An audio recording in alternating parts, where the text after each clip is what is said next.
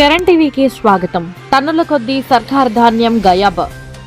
ఉన్నతాధికారులకు కాసులు కురిపిస్తున్న చరణ్ టీవీ ప్రసారాలు. మెదక్ జిల్లా సివిల్ సప్లై అధికారుల ఇష్టారాజ్యం.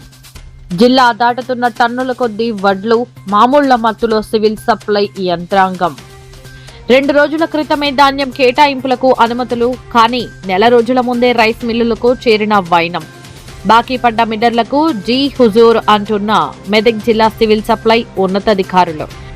2024-2025 సంవత్సరానికి గాను బాకీ పడిన రైసు మిల్లులో మొదటి వరుసలో 191, 162, 143, 142, 127, 119, 116, 111, 102, 97 ఏసీకేల చొప్పున టన్నుల్లో ధాన్యం పెండింగ్ లో ఉన్నాయి. ప్రభుత్వానికి కోట్లకు పైగా విలువైన సీఎంఆర్ బియ్యం బకాయి పడి ఉండగా ఆ మిల్లర్లకు మళ్లీ లక్షల టన్నుల ధాన్యం కేటాయించడం వెనుకున్న మర్మం అధికారులకే తెలియాలి.